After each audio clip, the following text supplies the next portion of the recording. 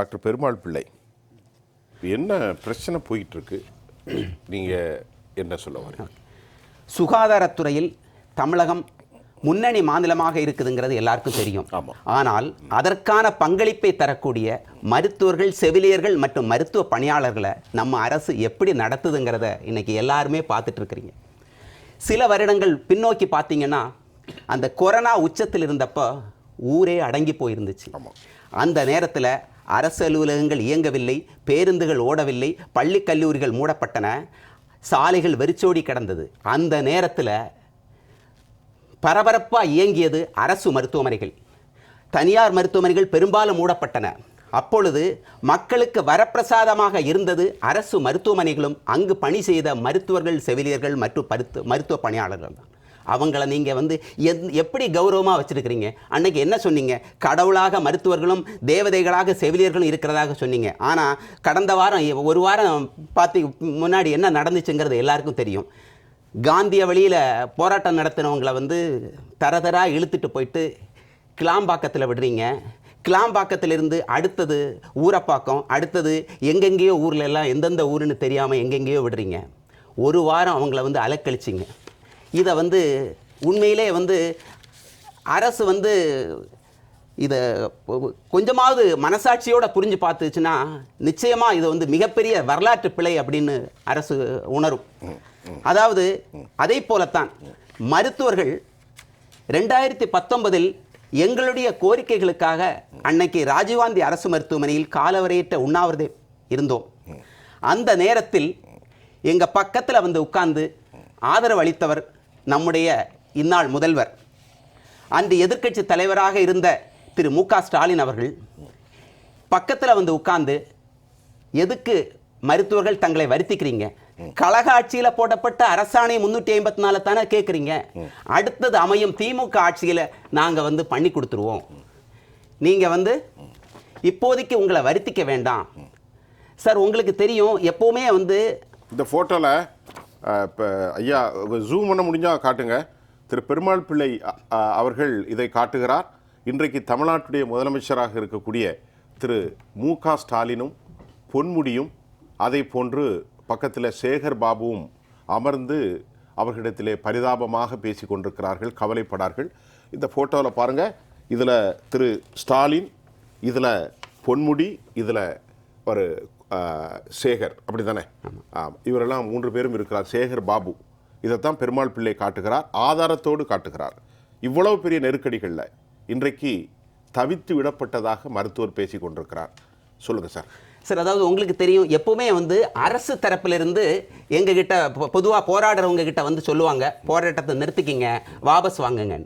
ஆனால் ஆச்சரியம் என்ன, அன்னைக்கு எதிர்க்கட்சி தலைவர் எங்ககிட்ட சொல்கிறாரு, பக்கத்தில் உட்காந்துட்டு, வருத்திக்காதீங்க, போராட்டத்தை நிறுத்திக்கிங்க, இதோட அடுத்து அமையக்கூடிய திமுக ஆட்சியில் நாங்கள் பண்ணி கொடுப்போம்.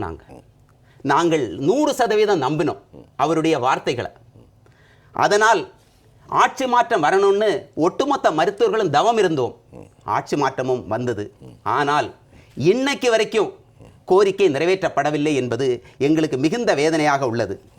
அதாவது சுகாதாரத்துறையில் தமிழகம் முன்னணி மாநிலம்னு சொல்லிட்டே இருக்கிறாங்களே தவிர எங்களுடைய கோரிக்கைகளை, வேதனைகளை, வலிகளை புரிந்து கொள்ளவில்லை. சார், உங்களுக்கு தெரியும், நாட்டிலேயே தமிழகத்தில் தான் ஊதிய கோரிக்கைக்காக மருத்துவர் ஒருவர் உயிரையே கொடுத்துள்ளார். அப்படி இருந்தும் இன்னும் கருணை காட்ட மறுக்கிறது. கோரிக்கையை 6 வாரத்தில் நிறைவேற்றணும்னு சென்னை உயர்நீதிமன்றம் சொல்லிடுச்சு. ஆனால் அரசுக்கு உத்தரவிட்ட பிறகும் இன்னமும் கோரிக்கை நிறைவேற்றப்படவில்லை. அரசாணை 354 அமல்படுத்தணும்னு தமிழக சட்டசபையில் 4 சட்டமன்ற உறுப்பினர்கள் அரசை வலியுறுத்தினார்கள். அப்படி இருந்தும் கலைஞரின் அரசாணை இன்றைக்கு வரைக்கும் கிடப்பில் போடப்பட்டுள்ளது. அரசு மருத்துவர்களுக்கு எய்ம்ஸுக்கு இணையான ஊதியம் தரப்படணும்னு NMC தேசிய மருத்துவ ஆணையம் அறிவுறுத்திய பிறகும் தமிழக அரசு செவிசாய்க்க மறுக்கிறது. இதனால் எதற்கும் செவிமடுக்காத அரசை நாங்கள் அரசின் கவனத்தை ஈர்க்கும் வகையில் தர்ணா போராட்டம், அடையாள உண்ணாவிரதம், கண்ணில் கருப்பு துணி கட்டி ஆர்ப்பாட்டம், வள்ளுவர் கோட்டத்தில் மருத்துவர்கள் குடும்பத்துடன் உண்ணாவிரதம், கலைஞரின் நினைவிடத்தில் கோரிக்கை மனு சமர்ப்பித்தல். ஏன்னா அதிமுக ஆட்சியிலும் கோரிக்கை நிறைவேற்றப்படவில்லை, திமுக ஆட்சியிலும் நிறைவேற்றப்படவில்லை. கலைஞர் அவர்களே நீங்களே உயிரோடு வந்து உங்களுடைய அரசாணையை அமல்படுத்துங்கிறத நாங்கள் உணர்வுபூர்வமாக தெரிவிப்பதற்காக அரசின் கவனத்திற்கு கொண்டு செல்வதற்காக நடத்தினோம். அன்னைக்கும் கைது செய்தார்களே தவிர கோரிக்கை நிறைவேற்றப்படவில்லை. இதனால் வேறு வழியின்றி கடந்த ஜூன் மாதம் சேலம் மேட்டூரிலிருந்து சென்னை கலைஞர் நினைவிடம் நோக்கி பாத யாத்திரை, காலில் கொப்பளத்துடன் பாத யாத்திரை வந்த மருத்துவர்கள், அதாவது கலைஞருடைய அரசாணைக்காக பாத யாத்திரை வந்தவர்களை நம்முடைய முதல்வர் உண்மையிலே வரவேற்றிருக்க வேண்டும். ஆனால் அதற்கு பதிலாக எங்களை கைது செய்தார்கள். அதோடு பனிஷ்மெண்ட், துறை ரீதியான நடவடிக்கைகள், 17B சார்ஜஸ், பணியிட மாற்றம் போன்றவற்றை செய்துள்ளார்கள். எங்களுக்கு புரியல, கலைஞர் வழியில் நடக்கும் ஆட்சின்னு சொல்றீங்க, ஆனால் கலைஞரின் அரசாணைக்கு இங்கு தடை போடுவது எந்த வகையில் நியாயம்? 354 அரசாணை 354 அமல்படுத்த மறுப்பது ஏன்? இதற்கு மேலே நாங்கள் என்ன பண்ணணும்னு எதிர்பார்க்குறீங்க? எந்த வகையில், அதாவது பக்கத்தில் இருக்கிற பாண்டிச்சேரி, கர்நாடகா, மற்ற மாநிலங்களுடன் ஒப்பிட்டு பல்வேறு விஷயங்களில், பஸ் கட்டணம் உட்பட பல்வேறு விஷயங்களில் இவர்கள் பேசுவார்கள். ஆனால் இன்று அரசு மருத்துவர்களுக்கு தரப்படும் ஊதியமோ மற்ற மாநிலங்களில் MBBS மருத்துவர்களுக்கு தரப்படும் ஊதியத்தை விட 40,000 ரூபாய் குறைவாக இங்குள்ள MBBS ஸ்பெஷலிஸ்ட், சூப்பர் ஸ்பெஷலிஸ்ட் எல்லாருக்குமே குறைவாக தரப்படுகிறது. மாதம் 40,000 ரூபாய் கிட்டத்தட்ட கடந்த 10 வருடங்களுக்கு மேலாக வாங்கி வருவதால் எங்களுக்கு எவ்வளவு பெரிய அநீதி இழைக்கப்படுகிறது. அதாவது மருத்துவர்கள் மகிழ்ச்சியாக இருக்கணும்னு சொல்லித்தான், ஏன்னா உயிர்காக்கும் பணியில் மருத்துவர்கள் மனநிறைவுடன் மன நிம்மதியுடன் பணியாற்ற வேண்டும் என்பதற்காகத்தான் அந்த அரசாணை 354 2009 அன்று முதல்வராக இருந்த கலைஞர் கருணாநிதி அவர்கள் போட்டார்கள். ஆனால் அந்த அரசாணைக்கு கிடப்பில் போடப்பட்டிருக்கும் அந்த அரசாணைக்கு உயிர் கொடுக்க மறுப்பது உண்மையில் மிகுந்த வேதனையாக உள்ளது. பெருமாள் பிள்ளை சார், இப்போ இறுக்கமான ஒரு சூழ்நிலையில் தான் நான் பேசுகிறேன். இப்போ அந்த தூய்மை பணியாளர் அன்பு சகோதரி தோழர் லட்சுமி அம்மாவுடைய கண்ணீர் வரக்கூடிய கதை ரொம்ப பாவம். அதாவது வயசான பிள்ளைகளை வைத்துக்கொண்டு இதே நிலை உங்களில் செவிலியர்கள்னு இருக்கும். ஆமாம், கண்டிப்பாக. உங்கள் செவிலியர்களுக்கு எவ்வளோ சம்பளம்? 18,000 ரூபா. ஆனால் அரசு எவ்வளோ இருக்குது? 40,000 சேலரியை கொடுத்துருக்காங்க. இந்த சகோதரிகள் 23,000, இப்போ அதுவும் 16, ஒரு நாளைக்கு 500 ரூபா. வீட்டு வாடகைக்கு 200 ரூபா போயினா என்ன சாப்பிட முடியும்? இப்போ மருத்துவர்கள் உங்களுக்கு 40,000 ரூபா குறைவப்பட்டிருக்கிறது. ஒரு பெருந்த கண்ணியத்துக்குரிய போஸ்ட் நடு ரோட்டில் கொண்டு இழுத்து விட்டாங்க. இப்போ சொல்லுங்க, என்ன செய்யலாம்? ஆட்சி முடிய போகுது. ஆமாம். முதல்ல இந்த அரசுக்கு கொரோனா என்ற பெயரை உச்சரிக்கவே தார்மீக அடிப்படையில் தகுதி இருக்குதா அப்படின்னு நாங்கள் கேட்குறோம். ஒட்டுமொத்த மருத்துவர்களும் கேட்குறோம். ஏன்னா கொரோனாவுக்கு பிறகும் மருத்துவர்களை அங்கீகரிக்க தவறிய ஒரே மாநிலமாக நாட்டிலேயே தமிழகம்தான் இருக்கிறது என்பது மறுக்க முடியாத உண்மை. அதே போல அன்னைக்கு நம்முடைய மு.க. ஸ்டாலின் அவர்கள் எதிர்க்கட்சி தலைவராக இருந்தபோது கொரோனா பேரிடரில் உயிரிழக்கும் மருத்துவர்கள் குடும்பத்தினருக்கு தலா 1 கோடி ரூபாய் கொடுக்கணும்னு குரல் எழுப்பினார் 2020. ஆமாம். ஆனால் அவர் ஆட்சியில் அமர்ந்த பிறகு ஒரு குடும்பத்துக்கு கூட 10 காசு கூட நிவாரணம் தரப்படவில்லைங்கிறதான் வருத்தமான உண்மை. எவ்வளோ பெரிய, அதுலேயும் குறிப்பாக 11 அரசு மருத்துவர்கள் உயிரிழந்திருந்தாலும் அதில் டாக்டர் விவேகானந்தன் குடும்பம் ஏழ்மையில் வாடுறாங்க. அவங்க குழந்தைங்களோட மாண்புமிகு அமைச்சரை பல தடவை நேரில் சந்தித்து கேட்டோம். அப்போது 1 வாரத்தில் ஆர்டர் வந்துடும், செக்கு கொடுத்துருவோம் எல்லாமே சொன்னாங்களே தவிர இன்னைக்கு வரைக்கும் தரல. குறிப்பாக சென்னை உயர்நீதிமன்றமும் உத்தரவிட்டுச்சு அரசு வேலை வழங்கணும்னு, தரல. சட்டசபையில் திருமதி வானதி சீனிவாசன் இது தொடர்பாக கேள்வி எழுப்புறாங்க. அப்போது அமைச்சர் தெரிவித்த கருத்துக்கள் உண்மையிலே ஒட்டுமொத்த மருத்துவர்களுக்கும் வலிப்பதாக இருந்தது. என்னன்னா, டாக்டர் விவேகானந்தனுக்கு 2 மனைவிகள், குடும்பத்தில் பிரச்சனைகள், சட்ட சிக்கல், அதனால தான் அரசு வேலை தர முடியலைன்னு 100% தவறான தகவலை அங்கே பதிவிடுகிறார். இது தொடர்பாக RTI மூலம், அதாவது திவ்யா விவேகானந்தனை தவிர வேறு யாரேனும் வாரிசு உரிமை கோரியுள்ளார்களா என்று கேட்டதுக்கு வேறு யாரும் இல்லைன்னு தெளிவாக வந்துச்சு. ஆனால் இன்னைக்கு வரைக்கும் இது தொடர்பாக வருத்தம் தெரிவிக்கலைங்கிறது கூட எங்களுக்கு அவசியம் இல்லை. எங்களுக்கு அந்த குடும்பத்துக்கு தீர்வு வேணும், நிவாரணம் வேணும். ஆனால் இன்னைக்கு வரைக்கும் இல்லை. இப்போ இந்த நேரத்தில் எனக்கு லக்ஷ்மி அம்மாள் சொன்ன இதுதான், லக்ஷ்மி ஸ்ரீனிவாசன் அவங்க பேசின கருத்து எனக்கும் உடன்பாடு உண்டு. என்ன அப்படின்னா, அவங்க என்ன சொன்னாங்கன்னா, இந்த விஷயங்கள் வந்து நம்முடைய முதல்வர் கவனத்துக்கு போயிருக்குமா? எங்களுக்கு 100% அந்த சந்தேகம் இருக்குது. முதல்வர் கவனத்துக்கு சென்றிருந்தா ஒட்டுமொத்த ஸ்டேட்ல, அதாவது நம்முடைய முதல்வர் பதவி ஏற்றப்போ இதுவரை எந்த முதல்வரும் சந்தித்திராத அளவுக்கு அச்சுறுத்தலாக இருந்தது, அதாவது நிதி சுமையை விட சவாலாக இருந்தது கொரோனா தான் அன்னைக்கு. அப்படிப்பட்ட நிலையில் அரசுக்கு உறுதுணையாக இருந்த மருத்துவர்களை எப்படி முதல்வரால் மறக்க முடியும்? கண்டிப்பா மறக்க முடியாது. அப்போ முதல்வரின் கவனத்துக்கு கொண்டு செல்லப்படவில்லைன்னு தான் நாங்க நினைக்கிறோம். கொண்டு செல்லப்படலைன்னா அப்போ எப்படி முதல்வராக இருக்க முடியும்? இந்த இவ்வளோ செய்திகள் வருது, கொண்டு யார் செல்றது? வீட்டில் தான் டெலிவிஷன் ஓடிக்கிட்டே இருக்க சார், கையில் இருக்க யார் கொண்டு செல்ல? இல்ல, உயர் அதிகாரிகள் யாரோ வந்து தவறான தகவல்களை சொல்லி அரசுக்கு கெட்ட பெயரை ஏற்படுத்திட்டு இருக்கிறாங்கிறதா உண்மை. அடுத்தது ஒரு சில விஷயங்களை நான் சொல்லிடுறேன்.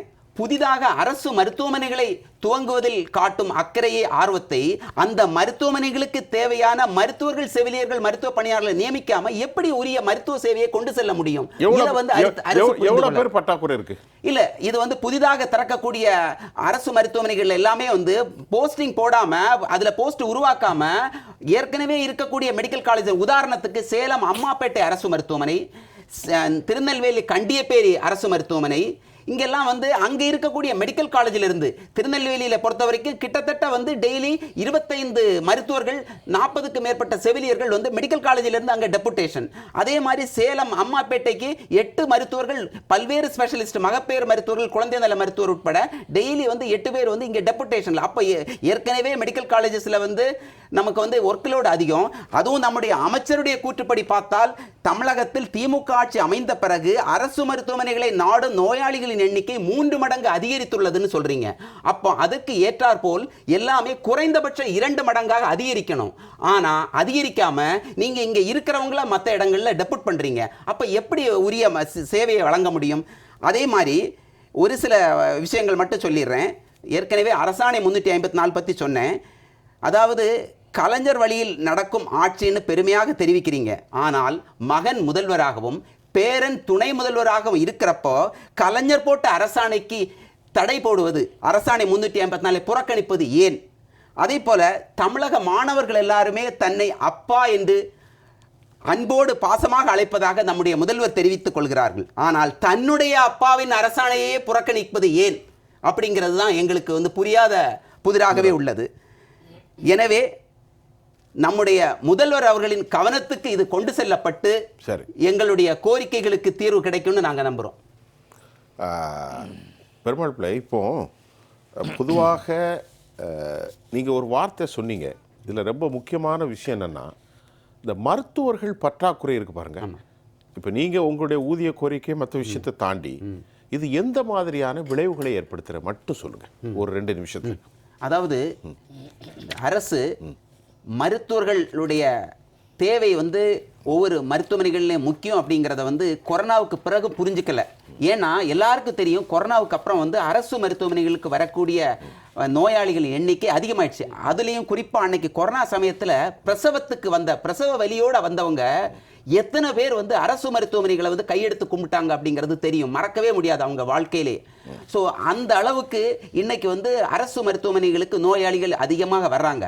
ஆனால் இந்த அரசு உண்மையிலேயே முதல்ல நம்ம புரிஞ்சிக்க வேண்டியது, போதிய மருத்துவர்கள், செவிலியர்கள் இல்லாத நிலையில், போதிய ஊதியம் தரப்படாத நிலையில், தன்னுடைய பதவியே வந்து தற்காலிகமாக இருக்கும் நிலையில் இத்தனை சாதனைகள் படைத்திட்டு இருக்கக்கூடிய சுகாதாரத்துறை, உண்மையிலே இந்த அரசு இந்த சுகாதாரத்துறையை மேம்படுத்த வேண்டும் என்று 100% ஆர்வத்தோடு இருப்பதாக இருந்தால் உடனடியாக நாங்கள் விடுக்கும் கோரிக்கைகள், அதாவது தமிழகத்தில் அரசு மருத்துவமனைகளில் நோயாளிகளின் எண்ணிக்கைக்கு ஏற்றாற்போல் அரசு மருத்துவர்கள் மற்றும் செவிலியர்கள் நியமிக்கப்பட வேண்டும். மருத்துவர்களுக்கு ஏற்கனவே அளித்த வாக்குறுதி, செவிலியர்களுக்கு ஏற்கனவே அளித்த வாக்குறுதிகளை உடனடியாக நிறைவேற்ற வேண்டும். மேலும் கொரோனா பேரிடரில் பணியாற்றி உயிரிழந்து இன்று கண்ணீர் வடித்துக் கொண்டிருக்கும் மருத்துவர் விவேகானந்தன் குடும்பத்துக்கு உடனடியாக முதல்வர் தன் கைகளால் அரசு வேலையையும் நிவாரணத்தை வழங்க வேண்டும் என்று நாங்கள் கேட்டுக்கொள்வோம்.